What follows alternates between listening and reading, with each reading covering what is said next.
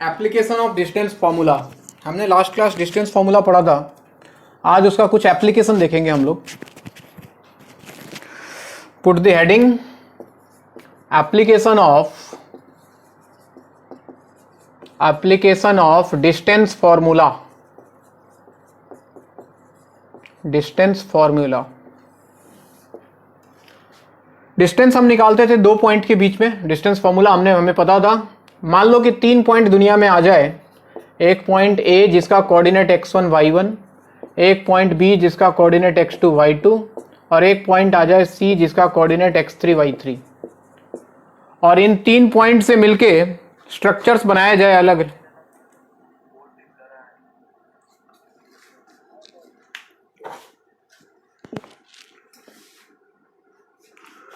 अरे भाई काहे ब्लर आ रहा है, सीधा हो जा, सही से आ जा, आगे आ। देखो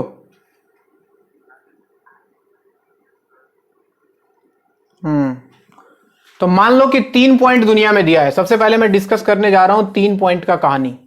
3 पॉइंट्स अगर दिया हो ए बी सी, तो तुम सबसे पहले क्या करो, तीनों के बीच का म्यूचुअल डिस्टेंस निकाल लो using distance formula. Find A B, find B C and find A C. निकाल सकते हो। अब देखो डिफरेंट कंडीशन। सबसे पहला कंडीशन, अगर तुमने तीनों में से किसी दो को ऐड किया, मान लो कि तुमने ऐड किया A B plus B C को, और उसका वैल्यू तुमने देखा ए सी के बराबर आ गया, इसका मतलब क्या समझोगे? तीनों पॉइंट एक लाइन में है। बहुत बढ़िया बच्चे। ए बी सी यानी कि सिचुएशन कुछ ऐसा रहा होगा कि A B plus B C equal to A C. That means all the 3 points are collinear, यानी कि ए बी सी जो है दे आर कोलिनियर पॉइंट्स, एक लाइन में लाई कर रहा है। पहली बात। दूसरी बात क्या है, अगर तुमने किसी दो के सम को, जैसे A B plus B C अगर तुमने निकाला और उसका वैल्यू तुमने देखा ए सी से बड़ा आ गया, तो क्या बोलोगे? A B plus B C A C से बड़ा आना चाहिए, तो पक्की सी बात है पॉइंट बी इस लाइन के ऊपर लाई नहीं करेगा, ऊपर कहीं लाई करेगा, नीचे कहीं लाई करेगा। और उस कंडीशन में ये तीनों पॉइंट मिलके ए सी इधर कहीं बी एक ट्रायंगल बना लेगा। क्या बना लेगा बच्चों? Triangle. That means A B C are vertices of a triangle. Vertices of a triangle, एक ट्रायंगल बना। अब ट्रायंगल बना तो बात खत्म नहीं होती है। ट्रायंगल बना तो आपसे बोला जाएगा बताओ कौन सा ट्रायंगल बना। अब इसके डिफरेंट केसेस। पहला, अगर तुमको तीनों साइड बराबर मिलता है, A B equal to B C equal to A C, तो हमने इसको क्या नाम दिया बच्चों? Equilateral triangle. अगर किसी दो साइड का लेंथ बराबर आया, A B equal to B C, isosceles triangle. बहुत बढ़िया। अगर तीनों में से कोई भी बराबर नहीं आया तो हाँ, इसका नाम है बच्चों स्केलेन ट्रायंगल। Scalene triangle. और अगर A B square plus B C square equal to A C square आ गया तो राइट एंगल ट्रायंगल। और कहां लिखूं? कहां लिखूं? ये शुरू का कुछ लिखा है क्या तुमने? थोड़ा सा चलो लिख लो।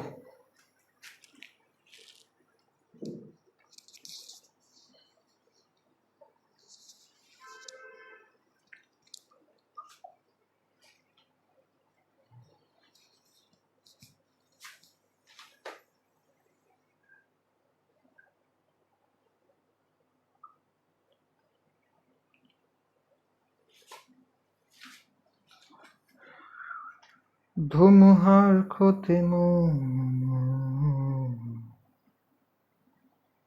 বহু যুগরে না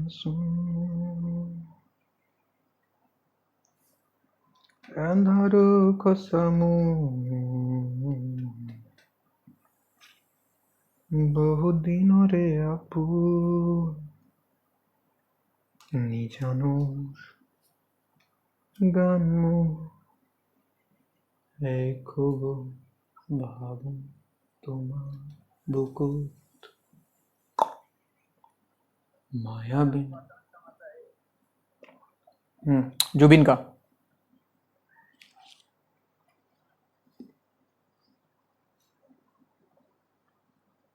तुमको भी आता है क्या?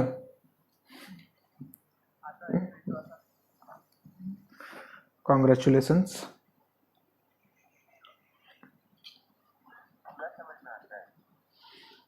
समझ में तो पूरा आता है।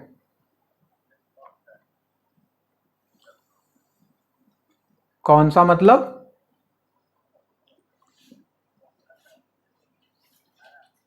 अबे सारा सॉन्ग समझ में आता है, जुबिन के लिए पागल हूं मैं। और देखो बच्चों, अगर ऐसा आ जाए कि दो साइड बराबर A B equal to B C और साथ में A B square plus B C square equal to A C square, दोनों कंडीशन एक साथ आ जाए तो आइसोसलेस भी है और राइट एंगल भी है, तो इसका नाम भी वही है, आइसोसलेस राइट एंगल या फिर राइट एंगल आइसोसलेस ट्रायंगल। अच्छा, दो साइड के स्क्वायर का सम तीसरे के स्क्वायर के बराबर तो राइट एंगल। अगर किसी महान आदमी ने पूछ लिया कि A B square plus B C square का value less than A C square, तो क्या बोलोगे? अरे बिल्कुल होगा, स्क्वायर क्वांटिटी है, कुछ भी हो सकता है।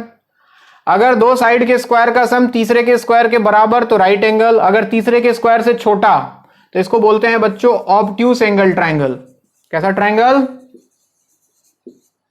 Obtuse angle triangle. और अगर A B square plus B C square का value greater than A C square आ जाए तो इसको हम लोग क्या बोलेंगे? Acute angle triangle. Acute angle triangle मतलब एक ट्रायंगल जो कि क्यूट हो, दिखने में कैसा हो? क्यूट हो, उसको एक्यूट बोलते हैं। एक बार तो पढ़ाते पढ़ाते पढ़ा रहा था, बोला कि एक ट्रायंगल जो क्यूट हो उसको एक्यूट एंगल बोलते हैं। एक बच्चा मान भी गया भाई, सीरियसली ले लिया उसने बोला कि सर क्यूट मतलब कैसा क्यूट? तो फिर मुझे थोड़ा टेंशन हुआ, फिर उसके बाद में बताने लग गया एक्यूट मतलब क्या होता है? 90 डिग्री से छोटा हो जिसका एंगल। चलो तुम लोग तो समझदार हो, क्यूटनेस का मतलब तुम लोग ज्यादा अच्छे से समझते हो, बहुत बढ़िया। चलिए नोट करें जल्दी से, फिर सवाल पे आते हैं।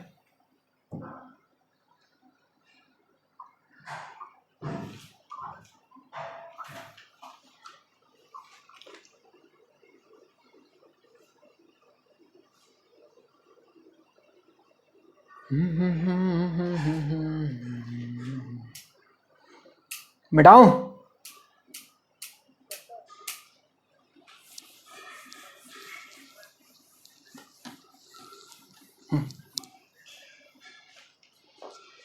सोच के देखो, इमेजिन करके देखो बच्चे, ऐसा हो सकता है क्या कभी?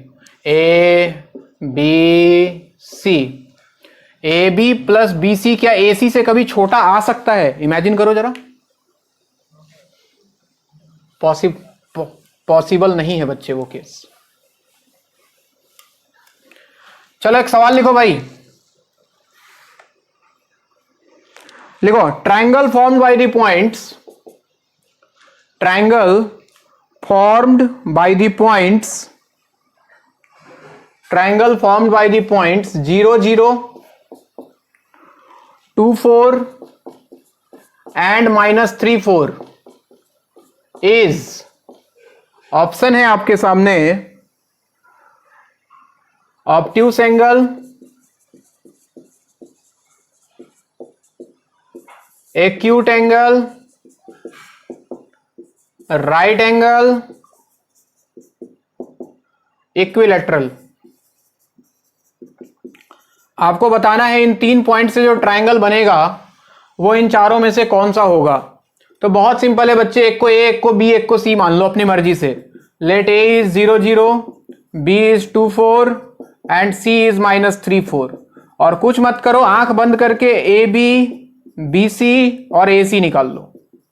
डिस्टेंस फॉर्मूला फटाफट लगाया जाए। ए बी के बीच में अंडर रूट 0 - 2 का स्क्वायर यानी कि 4 प्लस 0 - 4 का स्क्वायर यानी कि 16 यानी कि √20 मतलब 2√5। BC, BC का मतलब हो गया 2 माइनस माइनस प्लस 3 यानी कि 5 का स्क्वायर 25 और 4 - 4 हो गया 0 और √5 √25 हो गया 5। AC, AC का मतलब 0 माइनस माइनस प्लस 3 का स्क्वायर 9 प्लस 0 - 4 का स्क्वायर 16 और 25 का √5। ये देख के तो ऐसा लगता है जैसे आइसोसेलेस ट्रायंगल है, लेकिन ऑप्शन में आइसोसेलेस तो है ही नहीं, है क्या? नहीं है। तो ऐसे मत बोलना कि सवाल ही गलत है, नहीं। तो अगला वाला केस चेक करना, AB² प्लस BC स्क्वायर निकाल लो और देखो AC स्क्वायर के बराबर आ रहा है, छोटा आ रहा है, बड़ा आ रहा है। AB² इसका स्क्वायर करोगे तो 20 प्लस BC स्क्वायर हो गया 25, ये आता है 45 और AC स्क्वायर निकाल के देखो तो 25। तो ऐसा लगता है जैसे कि AB² प्लस BC स्क्वायर का वैल्यू AC स्क्वायर से छोटा आ गया बच्चों। कौन सा ट्रायंगल बोल दिया जाए इसको? सॉरी, बड़ा आ गया ना, छोटा लिख रहा हूं, बड़ा आ गया। तो कौन सा ट्रायंगल होगा ये, एक्यूट या ऑब्ट्यूस? Acute angle triangle. आपकी बारी। लैंग्वेज वैंग्वेज सब सेम है, points. Acute isosceles, yes. 1 2 5 2 5 7 triangle formed by this 3 points. Option same है, बताओ क्या होगा?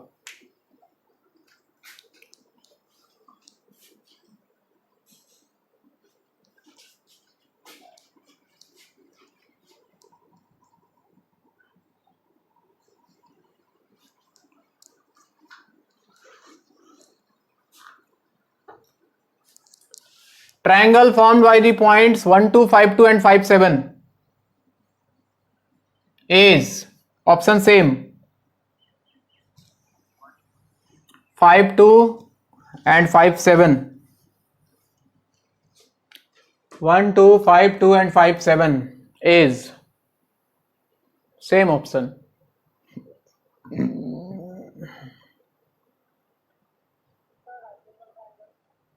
राइट एंगल ट्रायंगल, बहुत बढ़िया।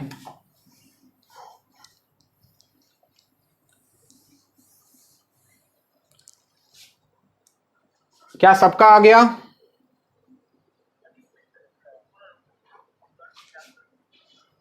नहीं, अब तो मैं नहीं करूंगा।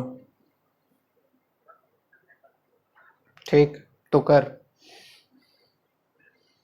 अरविंद केजरीवाल नहीं बोलता है तो करो ना, रोका किसने है तुमको? करो, बोलो भाई। राइट एंगल, इसको A, इसको B, इसको C। तो AB का लेंथ ऐसा लगता है जैसे 1 - 5 - 4 का स्क्वायर 16, 2 - 2 0, 4 आ गया। BC का लेंथ 5 - 5 0, 2 - 7 -5 का स्क्वायर 25 यानी कि 5 आ गया। और AC का लेंथ 1 - 5 - 4 का स्क्वायर 16, 2 - 7 -5 का स्क्वायर 25 √41। और साफ साफ दिख रहा है इसका स्क्वायर इसके स्क्वायर के बराबर हो रहा है, दिख रहा है क्या? AB² plus BC² is equal to AC square, so this is a right angle triangle. चलो 5 सेकंड के अंदर बता देना। अगला 5 सेकंड गिन के। 0 0 √31 0 2, बोलो।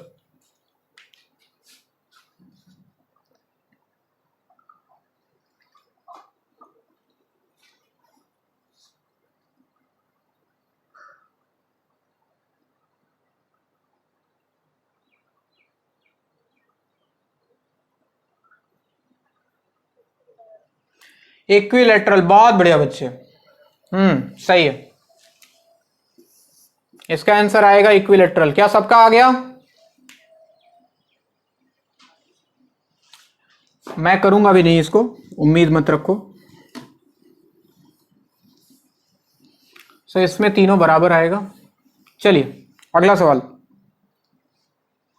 नोट करें।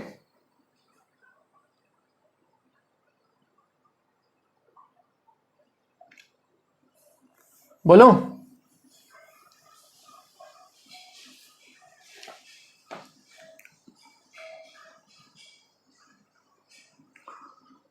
Two vertices of an equilateral triangle.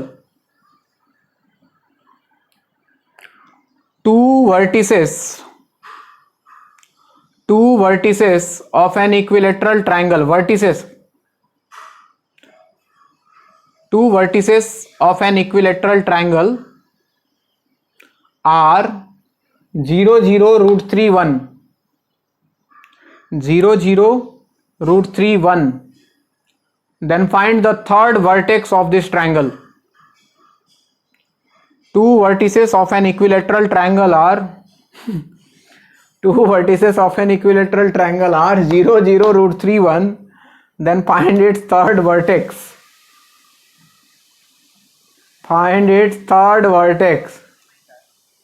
हाँ वाह सर, कितना जल्दी आंसर निकाल दिया हमने सर 0, 2। लेकिन हमें निकालना है भाई। चलो इक्विलैटरल ट्रायंगल है, इसको ए मान लो, इसको बी मान लो, इसको सी मान लो। ये मान लो 0, 0 दिया है, ये मान लो रूट 3, 1 दिया है, और ये हमको फाइंड करना है। इसको मान लेता हूं मैं एक्स वाई। साथ साथ करेंगे, सब लोग बनाओ डायग्राम।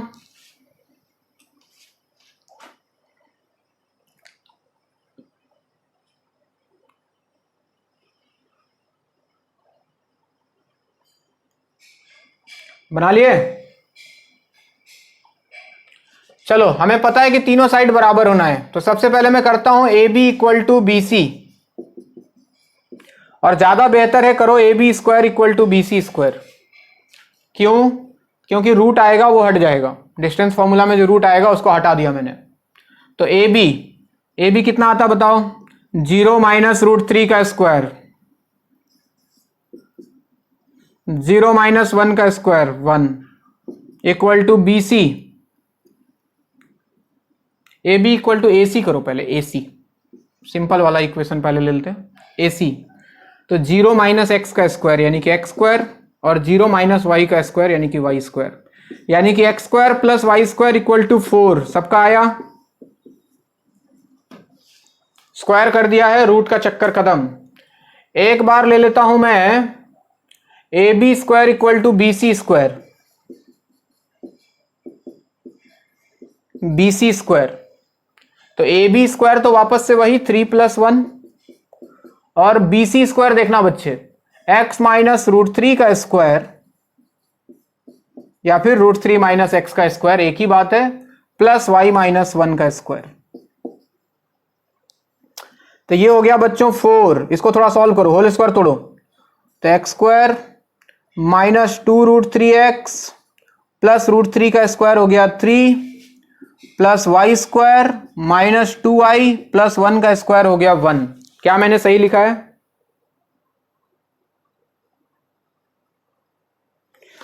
अब ये X square plus Y square का वैल्यू 4 है, हमें पता है, तो इन दोनों के जगह पे 4 रख देता हूं। तो 4 इक्वल टू 4 प्लस नहीं माइनस 2 रूट 3 एक्स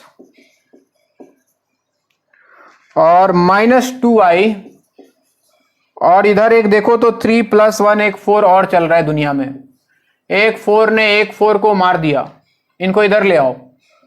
तो 2 root 3 X plus 2i equal to 4, 2 से डिवाइड कर दें तो root 3 X plus Y equal to 2, equation number 2। यहां तक पहले पहुंच जाओ आप।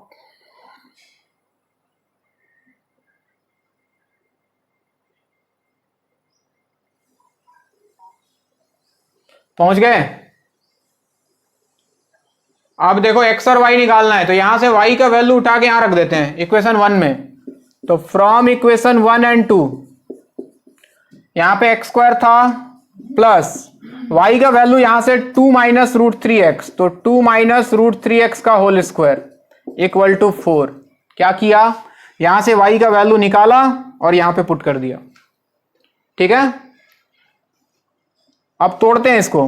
तो एक्स स्क्वायर प्लस 2 स्क्वायर हो गया 4, माइनस रूट 3x का स्क्वायर हो गया 3x स्क्वायर, माइनस 2ab करें तो 4 रूट 3x इक्वल टू 4। 4 ने 4 को मार दिया, तो ये हो गया x square plus 3x square, यानी कि 4x square minus 4 root 3x equal to 0। 4x दोनों से कॉमन, तो अंदर आ गया बच्चों x minus root 3 equal to 0। तो यहां से x का दो वैल्यू, यहां से 0 और यहां से रूट 3। अब x 2 आया है तो y भी 2 आएगा। इस वाले इक्वेशन में आओ, इक्वेशन 2 में जब x का वैल्यू 0 तो y कितना, x का वैल्यू 0 तो y कितना 2, और जब x का वैल्यू रूट 3 तो y कितना, x का वैल्यू रूट 3 रखो तो ये 3 बन गया, तो 2 माइनस 3 माइनस 1, यानी कि 2 पॉइंट निकल के आया बच्चों। एक आया 0,2 और एक और पॉइंट आएगा रूट 3, माइनस 1। आपने तो एक ही आंसर बोला था, बट एक्चुअली इसका आंसर 2 होगा, यानी कि ऐसा 2 वर्टेक्स पॉसिबल है जो इसके साथ मिलके, हाँ साफ साफ फील आ रहा है, एक ऊपर तो एक नीचे नहीं हो सकता ऐसे, तो ऐसा 2 ट्रायंगल पॉसिबल है। नोट करें।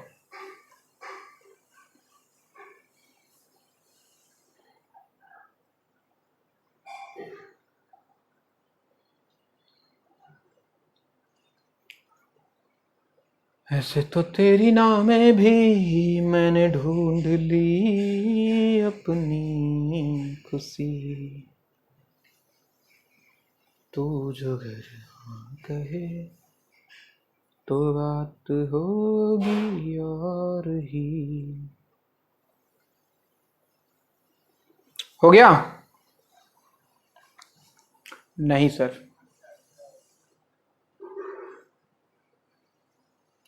एक फॉर्मूला है इसका छोटा सा, बता दूं या छोड़ दूं? बकवास है वैसे तो।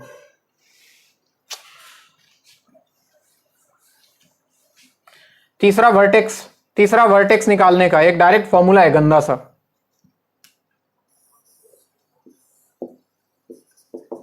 देखो x1 y1 x2 y2 अगर पता हो और ये निकालना हो और ये इक्विलेटरल ट्रायंगल हो, तो x जो होता है x, उसका वैल्यू आता है x1 plus x2 plus minus y1 minus y2 divided by 2, और y जो आता है y1 plus y2 minus plus x1 minus x2 divide by 2।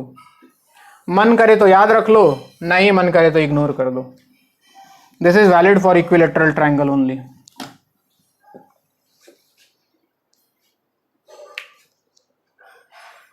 आपकी मर्जी है। जैसे पिछले वाले सवाल में क्या क्या दिया था पॉइंट्स याद करो, ये 0 0 था ना, और ये रूट 3 1 था, तो ये हो गया x1 y1, ये हो गया x2 y2। देखो x निकाल रहा हूं, x1 प्लस x2 यानी कि 0 plus root 3 plus minus y1 minus y2 0 minus 1 divided by 2। देखना एक बार प्लस साइन लोगे,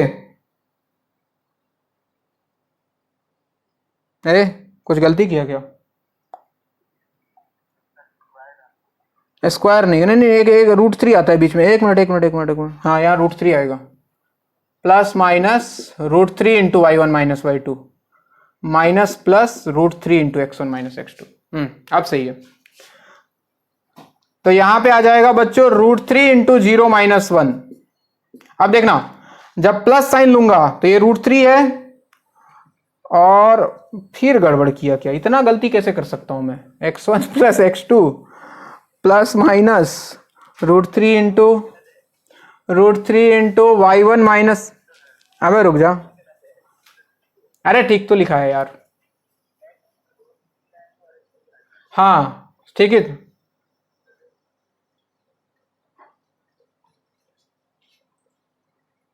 नीचे 2 भी तो है ना? हाँ हाँ हाँ ठीक है ठीक है, √3 प्लस, सॉरी ये माइनस हो जाएगा, प्लस माइनस कितना हो जाएगा माइनस, तो √3 माइनस √3 जीरो आ जाएगा एक वैल्यू, और जब यहां माइनस साइन लूंगा तो √3 माइनस और माइनस माइनस हो जाएगा प्लस, √3 प्लस √3 2√3/2 √3 आ जाएगा।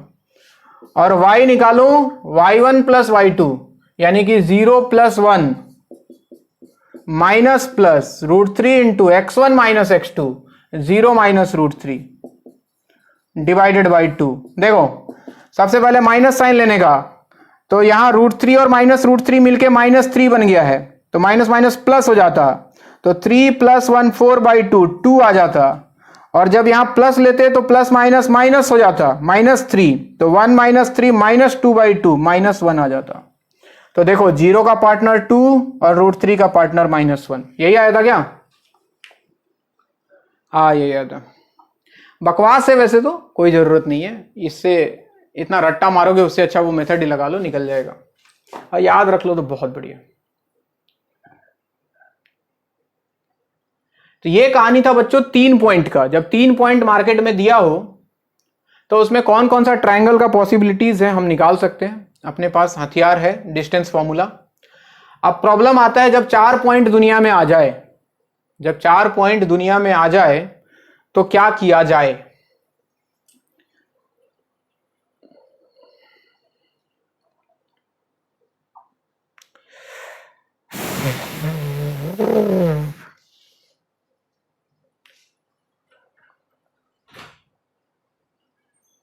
किसके घर में दरवाजा पीटा जा रहा है?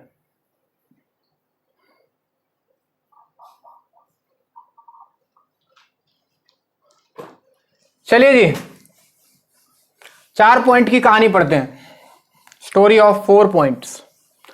उससे पहले एक दो बातें बता दूं आपको तो अच्छा रहे। स्लोप जानते हो ना, स्लोप, स्लोप कुछ नहीं होता है बच्चों, मैं पढ़ाऊंगा डिटेल में पढ़ाऊंगा। एक लाइन है, एक्स एक्सिस के पॉजिटिव डायरेक्शन के साथ अगर थीटा एंगल बनाता है अगर एंटी क्लॉकवाइज में, तो इसको बोलते हैं स्लोप, यानी कि tan थीटा।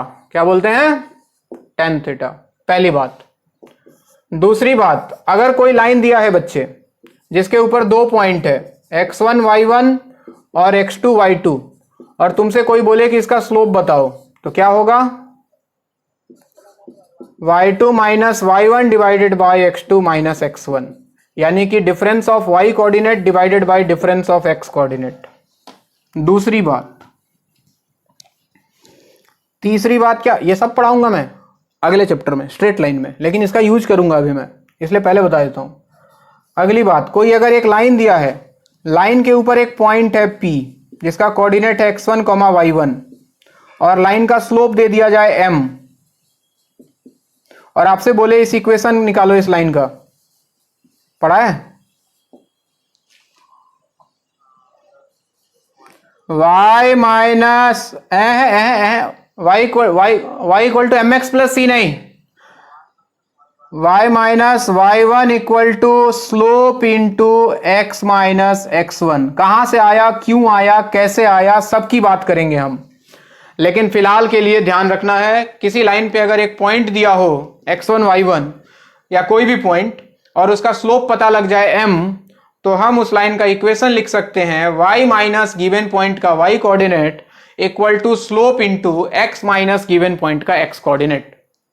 ये 3 बातें नोट करें, इसका यूज करेंगे हम अभी अगले वाले चीज में।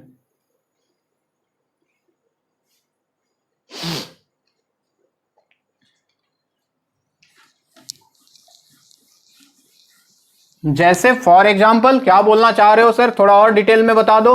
एक लाइन है ए बी, ए पॉइंट है 1 2, बी पॉइंट है 3 - 4, आपसे बोले कि स्लोप ऑफ ए बी बताओ, तो आप लिखोगे y2 minus y1 -4 -2 divided by x2 minus x1 3 - 1, ऊपर हो गया -6, नीचे हो गया 2, यानी कि -3 इसका स्लोप आएगा।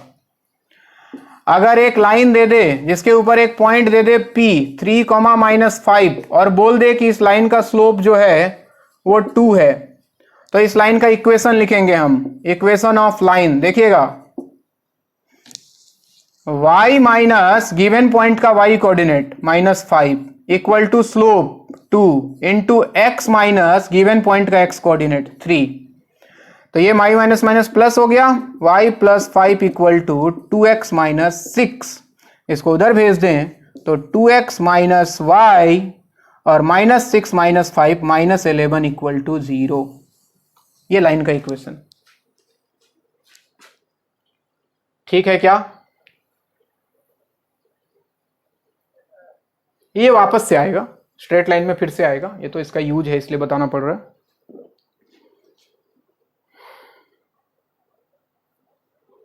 और तुमने थोड़ा बहुत इंट्रोडक्शन तो क्लास 10 में पढ़ा होगा शायद, थोड़ा बहुत।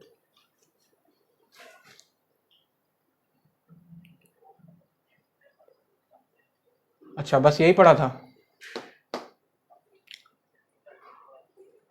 हाँ हाँ, फिजिक्स, हाँ हाँ मैं तो पढ़ाऊंगा, बिल्कुल गहराई में जाएंगे सबके, कैसे आया, क्यों आया, हर चीज।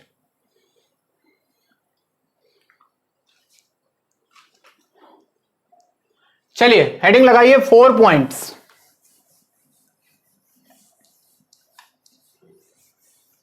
चार पॉइंट अगर दुनिया में आ जाए,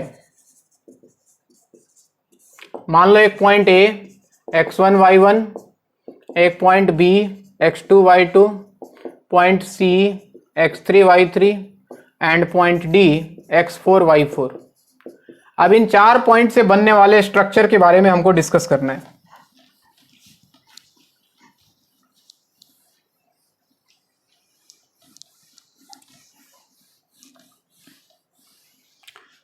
तो देखो बच्चों, 4 पॉइंट मिलके क्या बना सकता है? चार साइड वाला कोई एक स्ट्रक्चर बना सकता है। और वो स्ट्रक्चर क्या क्या हो सकता है?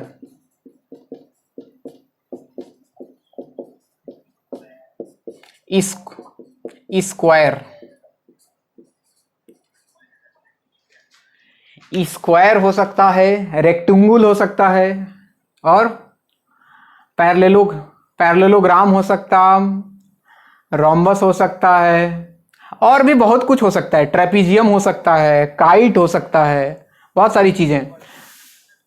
हाँ, लेकिन हमको 4 ही चीज पढ़ना है बच्चे, स्क्वायर, रोम्बस, रेक्टेंगल, पैरेललोग्राम, इन्हीं चारों के बारे में डिस्कस करना है, यही 4 अपने सिलेबस में। तो चलिए डायग्राम बनाइए और नीचे लिखिए स्टेप 1। अब कैसे चेक करना है कि कौन क्या है, उसके पास चलते हैं। सबसे पहले तो एक चीज बताओ, स्क्वायर हो चाहे रेक्टेंगल हो चाहे रोम्बस हो चाहे पैरेललोग्राम हो, इन चारों में एक चीज कॉमन होता है, कॉमन प्रॉपर्टी, वो क्या है?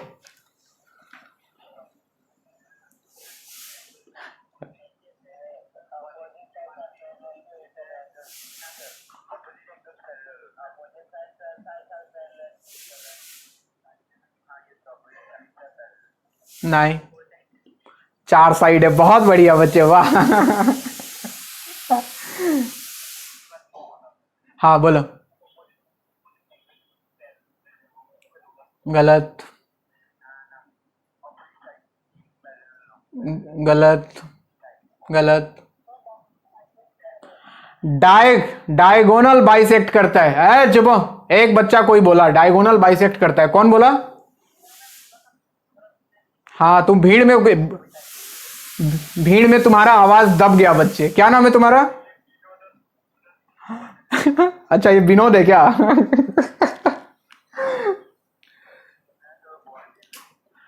बॉर्निल है।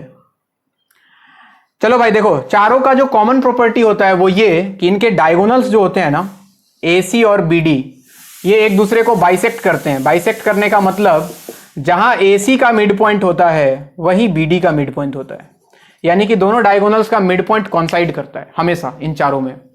स्टेप 1 में लिखो, लिखना शुरू करो। यानी कि हमको सबसे पहले क्या करना होगा, डायगोनल्स का मिड पॉइंट चेक करना होगा। अगर कॉन्साइड कर रहा है तो इन चारों में से कुछ होगा, नहीं कर रहा है तो कुछ और होगा, वो अपने सिलेबस के बाहर है। लिखो स्टेप 1 में, स्टेप 1 में लिखो, if mid point of diagonals AC and BD, if midpoint of diagonals AC and BD coincides with each other, if midpoint of diagonals AC and BD coincides with each other,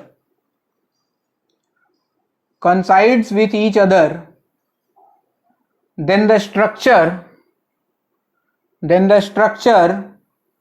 may be a, ये लिख लेना, square, rectangle, rhombus, parallelogram. Structure may be a square, rectangle, rhombus, parallelogram.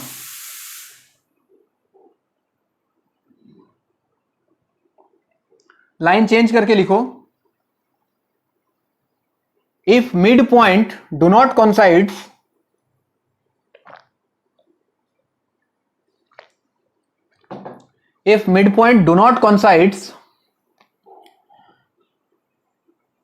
then structure will be something else. If midpoint do not coincides, then structure will be something else. Bracket में लिख लेना, trapezium, kite, etcetera. Structure will be something else. Bracket में trapezium, kite, ATC. अब देखो, step 2 में तभी जाना है जब मिड पॉइंट कॉन्साइड किया. मिड पॉइंट कॉन्साइड नहीं किया तो आंसर नन ऑफ दिस मार के आगे बढ़ जाना. अगर मिड पॉइंट कॉन्साइड किया तो हमको पता करना है इन चारों में से क्या है. ठीक है, अब जाओगे स्टेप 2 में. लेंथ नहीं निकालना है, साइड का लेंथ नहीं चेक करना है कि A B B C A C E D निकाल के देखते हैं ना. तुम निकालोगे लेंथ ऑफ डायगोनल्स. स्टेप 2 में लिखो, find length of diagonals A C and B D. Find length of diagonals, find length of diagonals A C and B D. Find length of diagonals A C and B D. Distance formula लगाना है, ए सी निकालना है, B D निकालना है.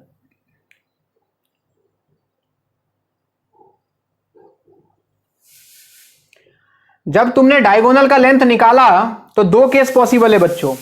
पहला case क्या possible है, या तो ए सी बी डी के बराबर आएगा, और दूसरा केस क्या हो सकता है कि ए सी बी डी के बराबर ना आए. यही हो सकता है ना, या तो डायगोनल बराबर आएगा या तो नहीं आएगा. अगर डायगोनल बराबर आया तो ये क्या क्या हो सकता है,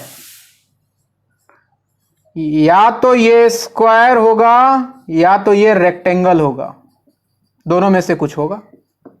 और अगर बराबर नहीं आया तो या तो ये रोम्बस होगा या तो ये पैरेललोग्राम होगा. लेकिन कंफ्यूजन तो अभी भी है, इन दोनों में से क्या है, इन दोनों में से क्या है. तो हम जाएंगे स्टेप 3 पे.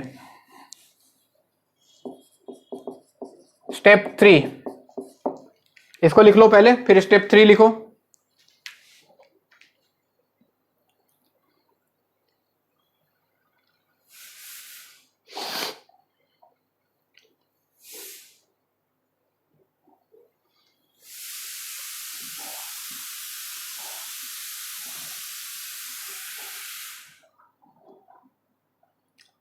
स्टेप 3 में लिखो, find slope of diagonals. Find slope of diagonals.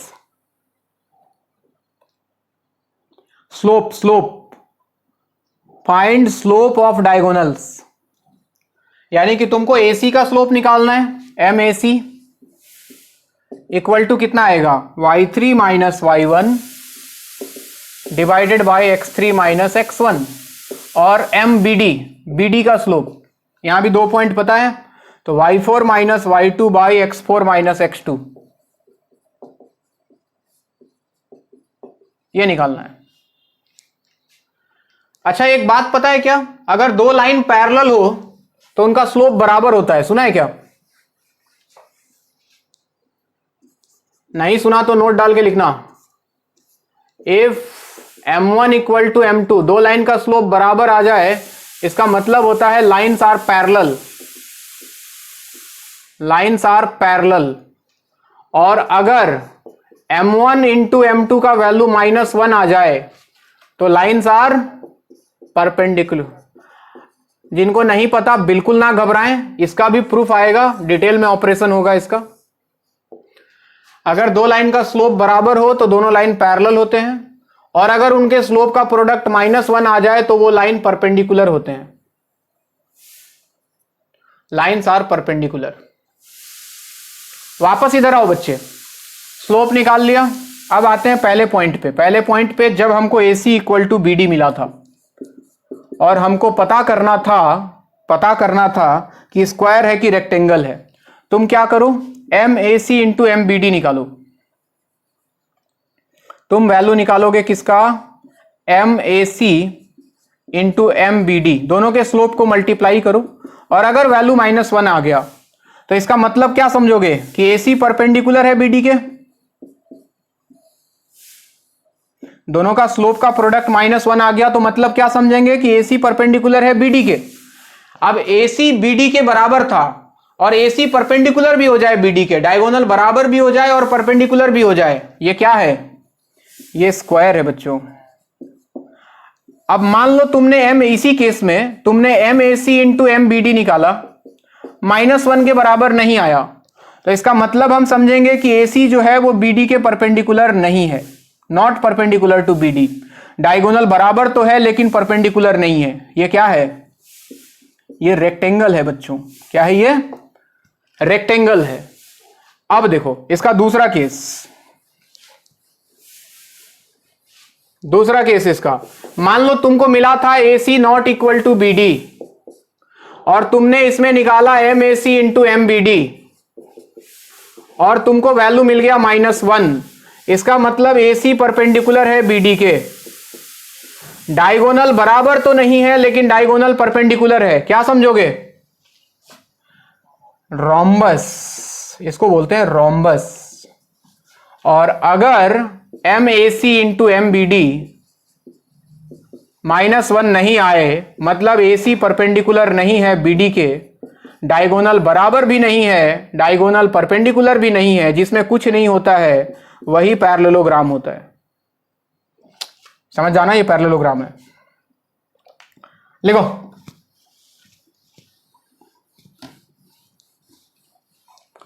ये दिखने में बड़ा लग रहा है, सॉल्व करेंगे तो बहुत छोटा हो जाएगा, टेंशन ना लो।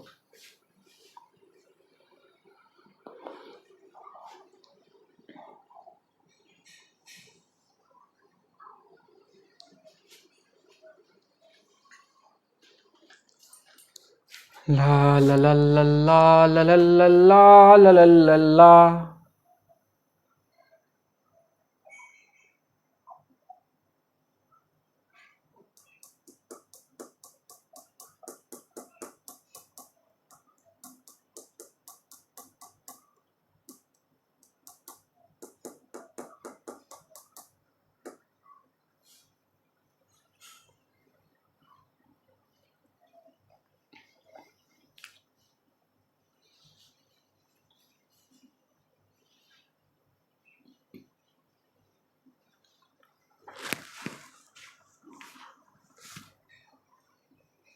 मिटाऊं,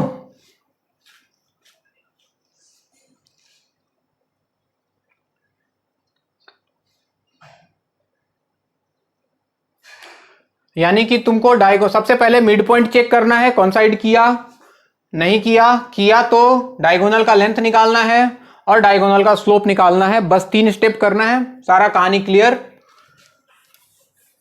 अब देखो इस पे सवाल कैसे बनते हैं।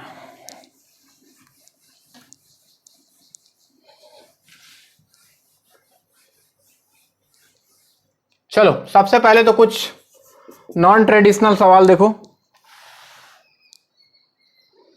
लिखो जरा, लिखो। Two opposite vertices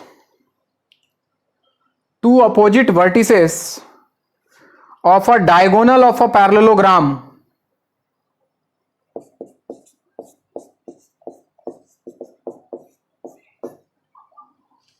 two opposite vertices of a diagonal of a parallelogram are 1 2 and 7 10, two opposite vertices of a diagonal of a parallelogram are 1 2 and 7 10, 1 2 and 7 10, and the equation of other diagonal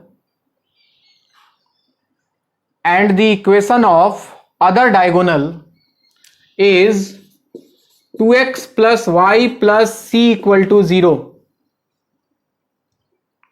Equation of other diagonal of this parallelogram is 2x plus y plus c equal to 0, where c is any constant. फिर से बोल रहा हूं मैं सवाल.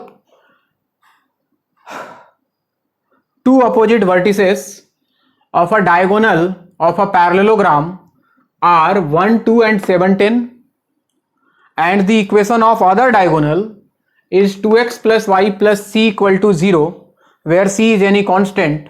Then find the value of c. इसका value निकालना है. Find the value of c. कोई बताना चाहेगा? सवाल ठीक से पढ़ो.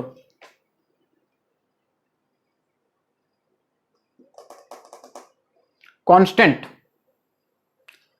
Find the value of C. इसी का वैल्यू निकालना है. ये कांस्टेंट कितना होना चाहिए?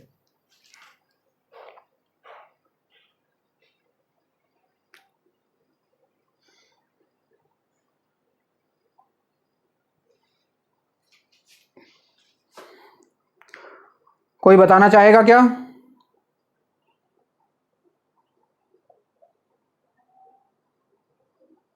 बोलो.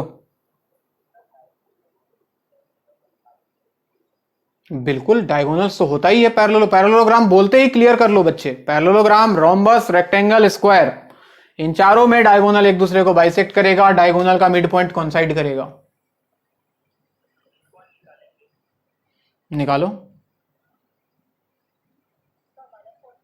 -14. बहुत बढ़िया बच्चे, सही है. चलिए, जिनको क्लिक किया उनका आंसर आ गया. एक पैरेललोग्राम मोटा मोटी बना लो. मोटा मोटी उसने पैरेललोग्राम बोला तो एक पैरेललोग्राम बना लेते हैं. मान लो कि ए बी सी डी है. अकॉर्डिंग टू क्वेश्चन ये किसी डायगोनल का वर्टेक्स है. मान लो कि ए सी का. मान लो कि ए का कोऑर्डिनेट है 1 2 और सी का कोऑर्डिनेट 7 10. बोला कि एक डायगोनल का वर्टेक्स है और दूसरे डायगोनल का इक्वेशन दिया है. इसका equation of B D 2x plus Y plus C. तो ये सी निकालना था. हम जानते हैं जैसे ही उसने बोला पैरेललोग्राम, हमारे दिमाग में आना चाहिए अच्छा जहां AC का मिड पॉइंट होगा वहीं BD का मिड पॉइंट होगा, है कि नहीं? तो AC का मिड पॉइंट हम निकाल सकते हैं. AC का मिड पॉइंट कितना आएगा बच्चों बताओ?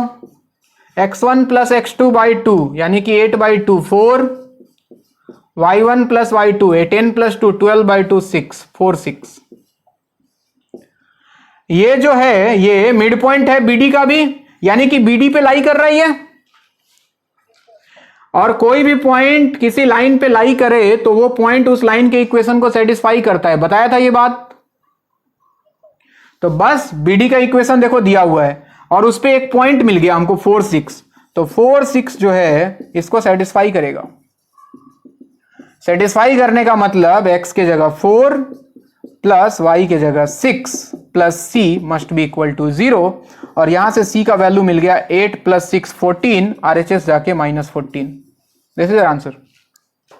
बहुत ही सिंपल सवाल, बेसिक कॉन्सेप्ट के ऊपर, पहले पॉइंट के ऊपर कि रेक्टेंगल, स्क्वायर, रोम्बस, पैरेललोग्राम में डायगोनल्स एक दूसरे को बाइसेक्ट करते हैं.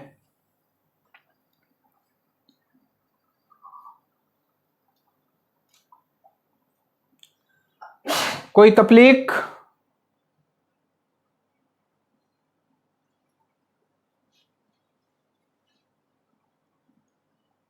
अच्छा, ये विनोद है कौन पता लगा क्या?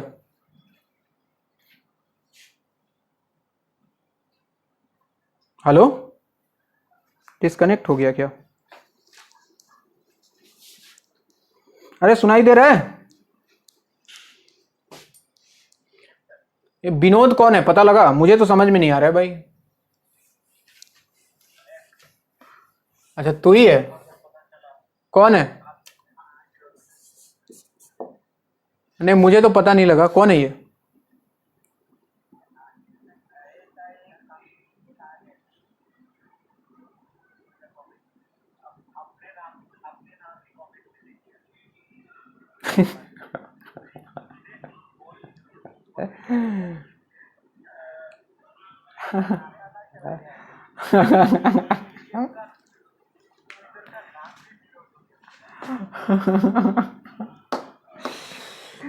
सही है।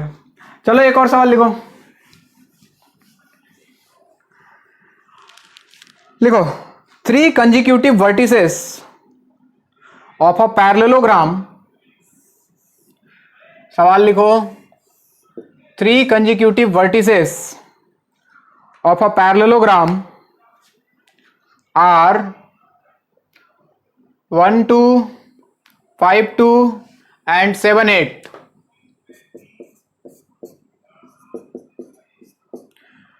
3 consecutive vertices of a parallelogram are 1 2 5 2 and 7 8. किसी पैरेललोग्राम का 3 कंजिक्यूटिव, कोई भी उठा सकते हो, 3 तुम्हारी मर्जी है consecutive. 3 consecutive vertices of a parallelogram are 1 2 5 2 7 8. Then find its fourth vertex. चौथा वर्टेक्स क्या होगा? फाइंड इट्स फोर्थ वर्टेक्स, बताओ।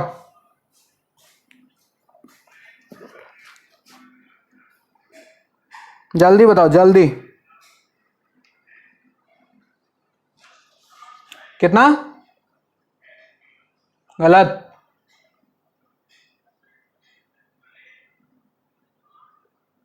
गलत। 3,8 सही है। अरे रोशन, जल्दीबाजी में से गलती करेगा तुम।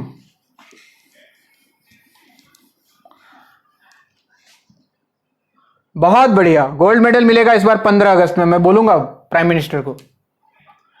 देखो जी, पैरेललोग्राम है तो वापस कहानी वही कि जो इसका मिड पॉइंट होगा वही इसका मिड पॉइंट होगा। तो इसका मिड पॉइंट हमको दिख रहा है, कितना दिख रहा है बच्चों? 4,5। तो ये जो 4 5 होगा वो इसका भी मिड पॉइंट होगा। बस इसको मान लो कुछ X Y, let us assume this is X Y. तो हम जानते हैं कि इसका मिड पॉइंट निकालना होता तो x plus 5/2 must be equal to 4 and y coordinate के लिए y plus 2/2 equal to y coordinate पता है 5। तो यहां से x देखो तो 8 - 5 3 और y देखो तो 10 - 2 8। तो 3,8 इज द आंसर। किसी को कोई कंफ्यूजन? अगला सवाल बोला जाए, लिखो। The quadrilateral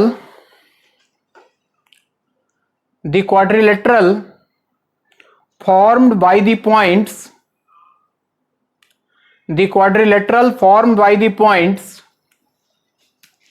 3 4 7 4 7 8 and 3 8. The quadrilateral formed by the points 3 4 7 4 7 8 and 3 8 is, option है रेक्टेंगल, स्क्वायर, रोम्बस या पैरेललोग्राम। बताओ। जो स्टेप सिखाया वही स्टेप करना, ज्यादा दिमाग मत लगाना अपना।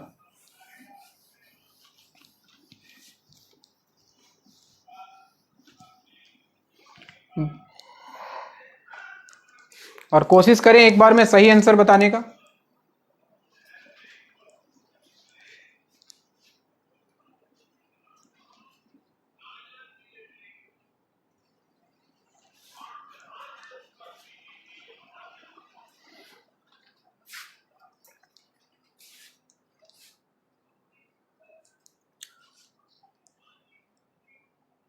बोल दो ना जरा। स्क्वायर।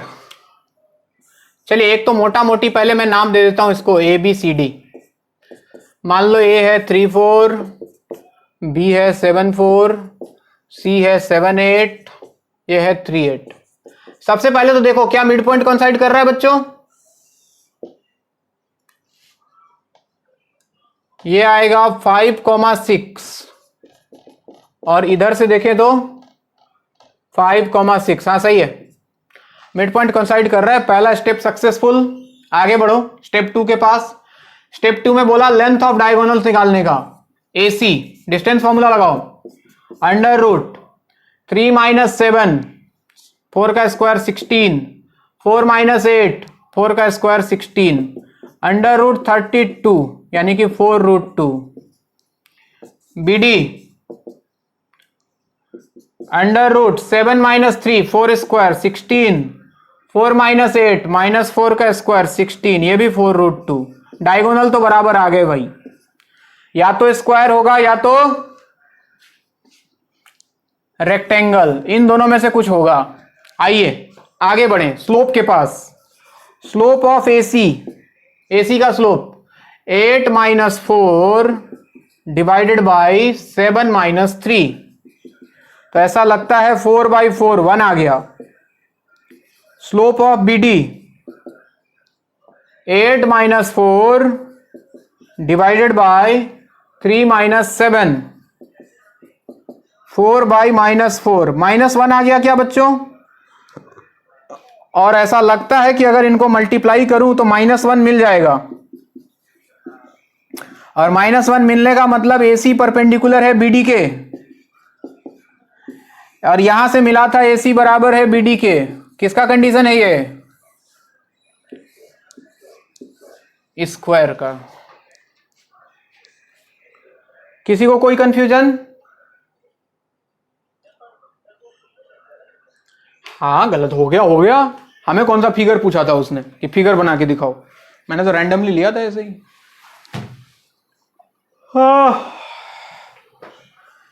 चलिए आज के लिए कहानी इतना ही, बाकी कहानी नेक्स्ट क्लास। खाओ पियो मस्त रहो, जीवन में खुशियां बांटो, अपने जीवन में भी और दूसरों के जीवन में भी।